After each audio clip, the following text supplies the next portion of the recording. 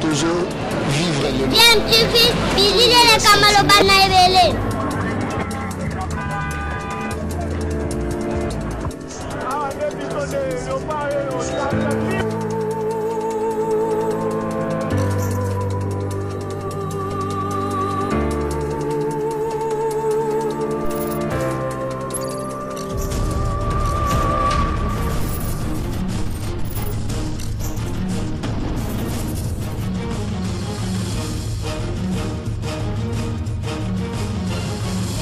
DMTV toujours en avant.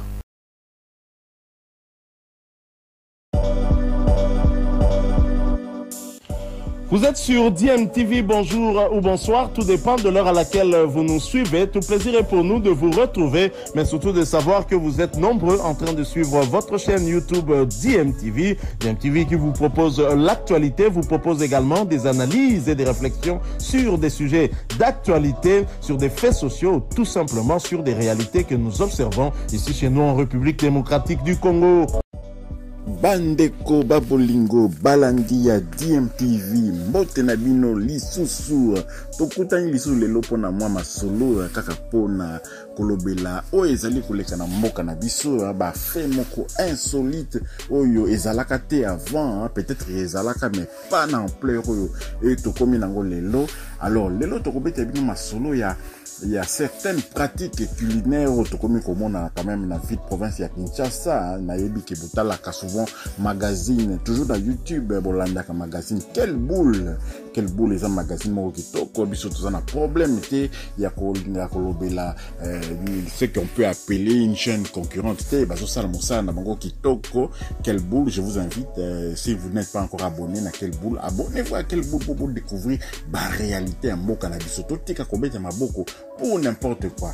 Alors biso lelo na DMTV tomito yela bino quand même moi les solo moko sala ki biso un peu moins passi boyebi bien que d'un côté à Kinkole mokozi mboka Fachi Béton azali ko sala bango port moko ya nini pona pêche pona ba batoyo ba loboko ba mbisi na bango ba côté wana ko structurer ngoma moké parce que toza na besoin ba mbisi ezala na quantité moko ya moins mingi fleuve na biso ezali na potentiel moko énorme. Je ne pense pas que tokosi c'est ba mbisi nyo surtout ebale parce que to sali structure wana na niveau ya Kinkole. Donc voilà.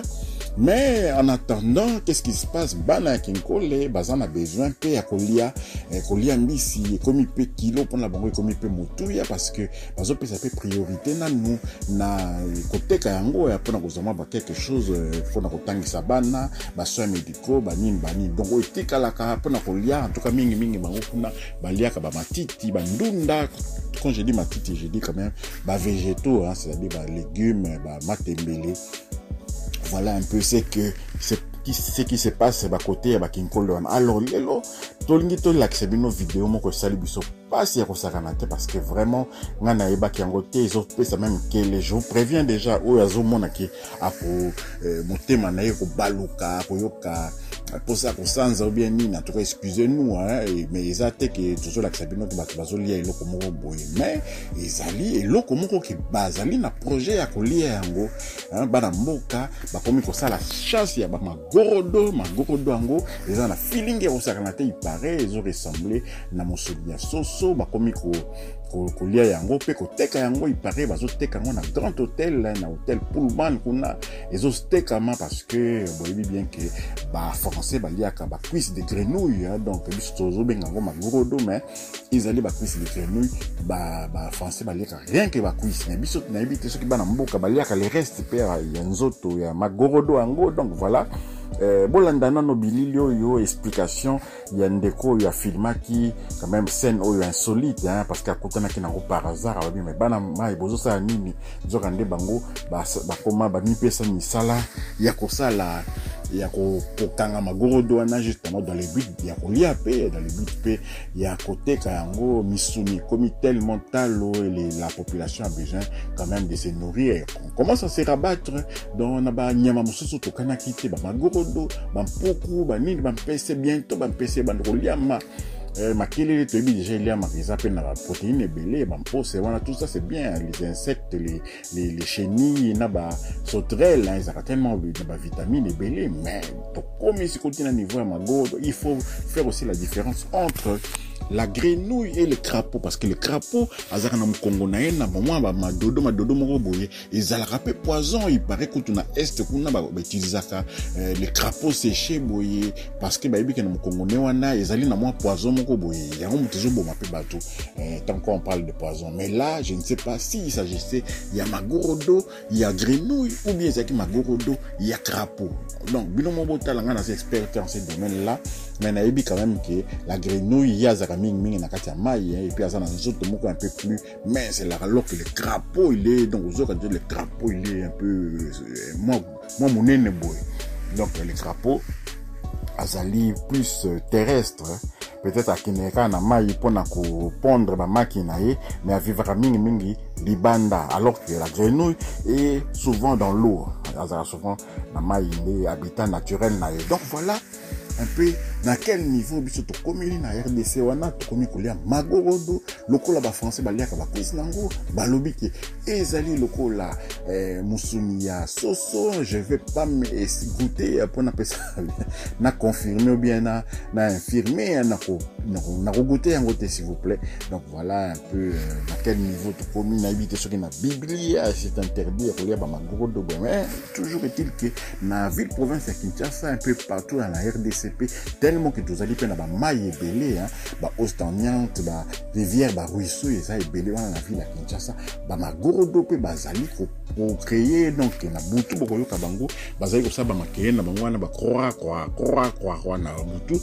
Peut-être que bande ko ngo soki ba diminuer nombre na bango avec activité moko ezali pe rentable ezali pe mabete on peut pas seulement critiquer yo zali wana dans le confort ozolia ba saucisson na yo ozolia ba poulet fumé, mais ozo critiquer o azana ngote. Donc il faut se mettre parfois aussi à la place des gens. Ils ont monté à côté ses esprits la blognon surtout il y a maraté certaines personnes bazako lia fumboate bazomo nango lokola la pelouse matiti oyo bato atambola rango basubaka dessus bazomo nango, alors que comme kana itawana parce que bakati yango na mbeli moko spécial boyekata ka bafumbo wana yango ekomisi yango na itawana qui ressemble à de la pelouse, mais en réalité ezara makasa comme babilo nyonso tozolia ba fougère pe otozobenga misili wana. Ce sont des choses que peut-être les gens avant ne pouvaient pas imaginer que trouver kolia ndele ba ko planter ba bite kuteku pona ba graine nango, parce que ba graine bite kuteku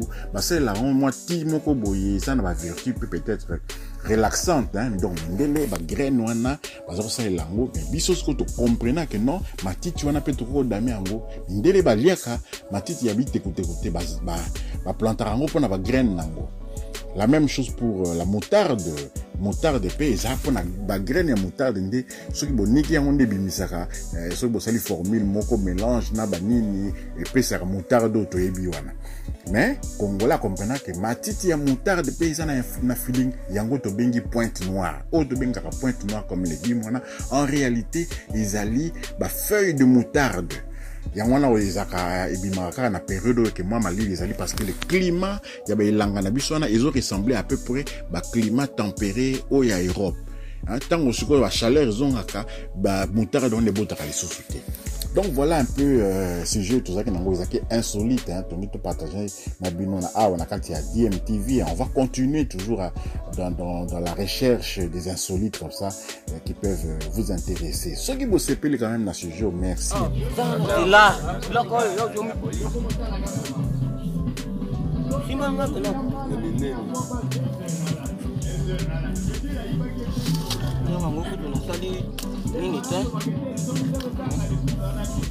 Kembi bien.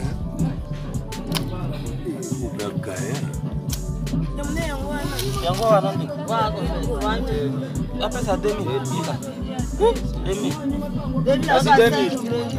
2000 baba bacha combien? Bacha combien? Makambo zako chanza na mboko yo ebite. Makambo zaka ya etala makambo zande gani? Papa mo date kambomu na. Makambo zako chanza tu.